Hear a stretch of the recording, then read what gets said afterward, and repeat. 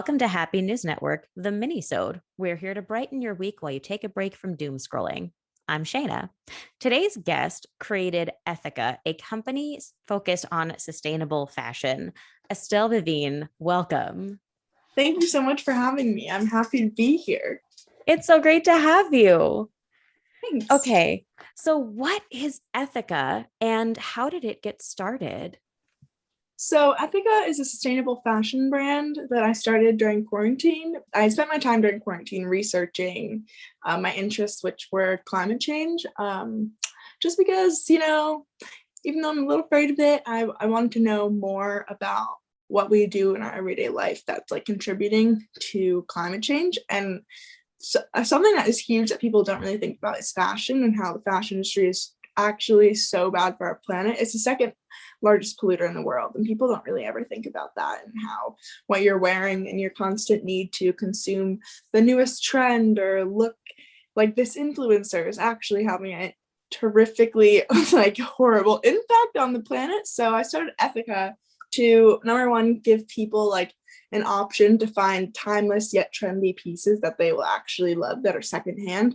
And then also it's a place where like on our Instagram and TikTok, I'm educating people about how they can really dive into sustainable fashion, because sustainable fashion, it goes so much further than like which resources are used to create the items. It's also about, is that a sustainable purchase? Will you have it for a really long time? So I'm just trying to like educate people about the whole, it's such a huge, complex topic that I've spent a lot of time. I've learned this year has been like life has been my classroom. So I've learned so much, and I really just want to help spread this knowledge and information throughout the collective. I love that you just said life has been your classroom. What a great phrase. And I also love that you decided to take a topic that was intimidating and you wanted to make it palatable. And then you could then figure out ways to take action about it. Yeah, it honestly helps because I have like really bad climate anxiety. And Mhm. I've had that for a while, and I feel like a lot of people do. And it's easier to kind of ignore the topic in and of itself just to help your climate anxiety. But I've had so much time here where I can just like feel like I'm doing something to change. At least if I'm not changing people's like what they're actually buying, I'm changing their mindset, or I'm giving them a sustainable option. So it's all good things. Yeah, Kristen, the co-host of Happy News Network, and I have talked a lot about what are day-to-day things we can do. And she turned me on to bar soap, like bar shampoo and conditioner. And it was just a little switch. And yet I'm saving that much more plastic cumulatively. So it's just this Yeah. little thing that makes me feel a little bit better on a day-to-day basis about everything. Yeah, totally. So it says on the website that you believe the future of fashion is circular. We talked a little bit about trends in fashion just now. What does that mean, fashion being circular? So, when you actually think about fashion and the way it functions, you can see right now trends from the 60s and 70s are coming back. And honestly, when you shop secondhand, you can get those authentic pieces, those vintage pieces from the 60s and 70s, instead of relying on places like Zara or Forever 21, who are just recreating these pieces in a more modernized version, like using more Mhm. resources and polluting the earth. So, when it comes to circular fashion, the concept stems from the idea of a circular economy, because right now we have a linear economy, which means things are the resources are taken from the planet, made into something, used by a person or people, and then thrown in the landfill. Versus circularity, a circular economy, it keeps the things in use and hopefully avoiding the landfill at like all. Um, so with circular fashion, we want things to continue to be used and used and used. And when they're falling apart, there are textile recycling companies who will take that and then turn it into new fabrics. So just keeping Yeah. these things in use so that we don't have to continue to take from the planet. So it kind of sounds like there are ways to utilize fabrics and fashions in a way that sort of replicates the idea of reusing plastics and repurposing them. Yes, 100%. Yeah, it's all about reduce, reuse, recycle. and Yeah. Yeah. and a lot of the times we focus on the recycle aspect, but reduce and reuse is like what I'm trying to focus on and use my platform, because like I'm trying to tell people to buy less and buy quality and to invest in their wardrobe and pieces they actually love instead of like following a trend that's going to last 2 weeks. The past 5 years, I've like been thrifting, and obviously, before I was educated about the fashion industry and it's like what it's doing to the planet, I would still buy new things because there was no reason for me not to.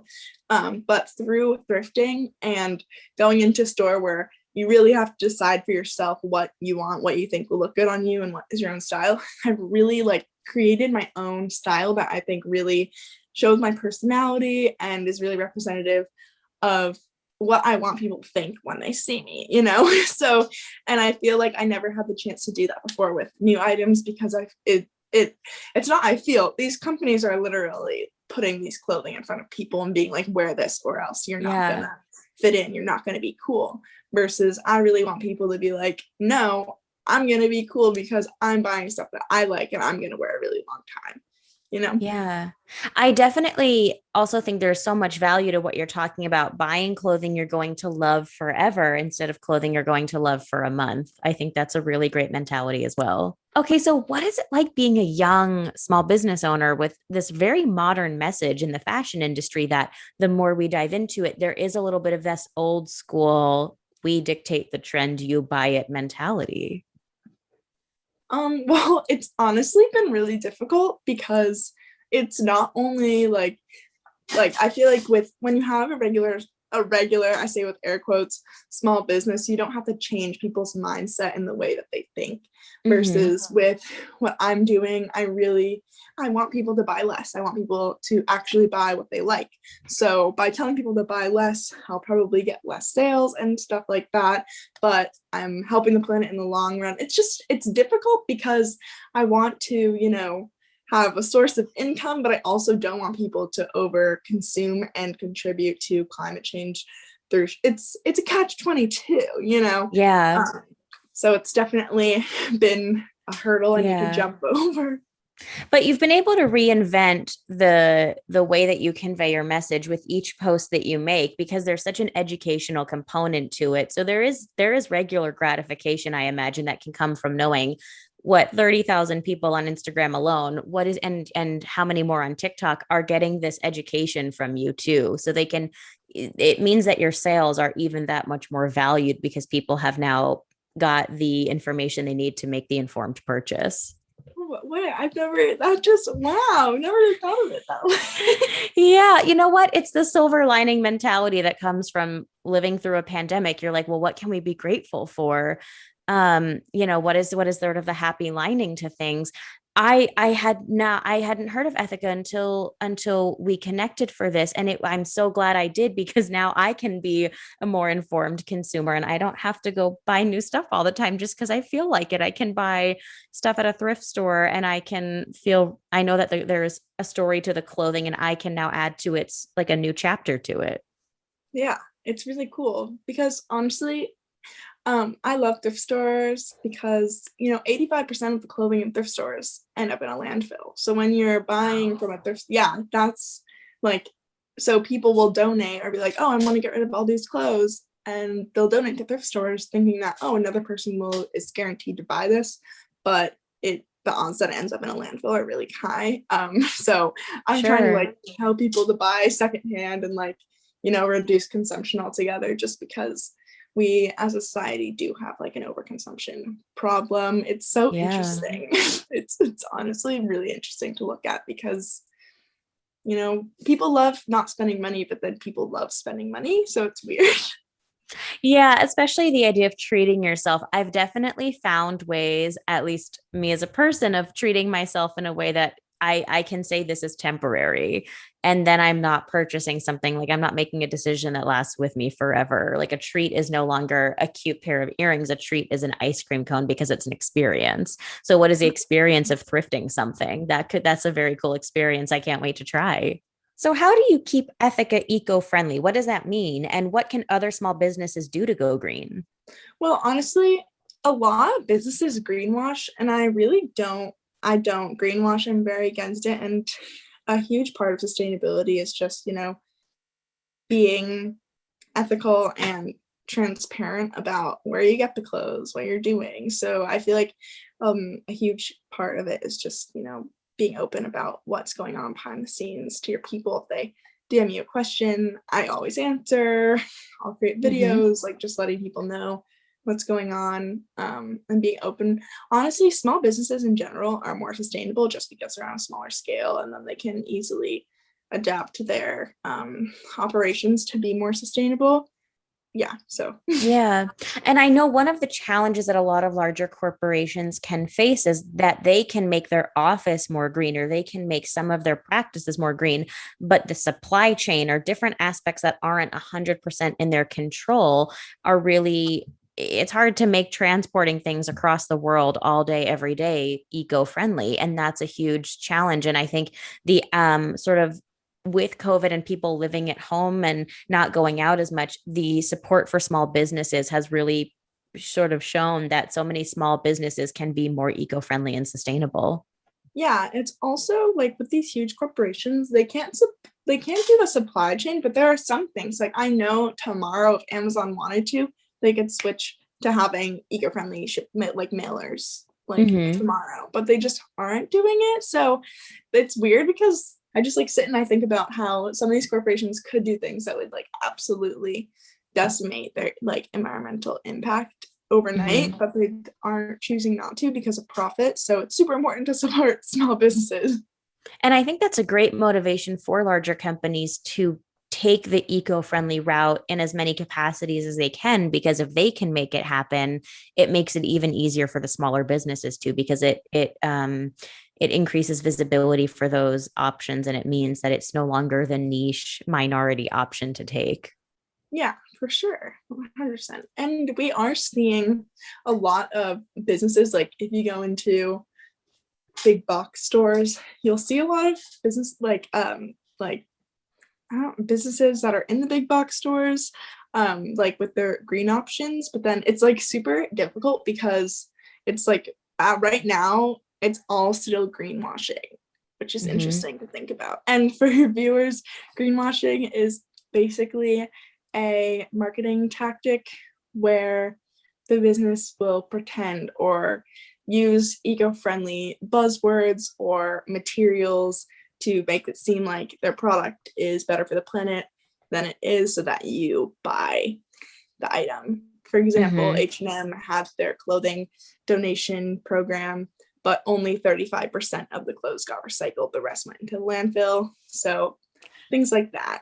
Oh no, I've done so much of that over the last few years. I think I need to reassess all that I donate now. Well, it's not your fault though, it's the brands. That's true. It definitely makes the consumer feel a little overwhelmed sometimes. So I think that what your company does with the education component makes it feel, it makes us more informed, and that takes the pressure off us to be the educator and the consumer.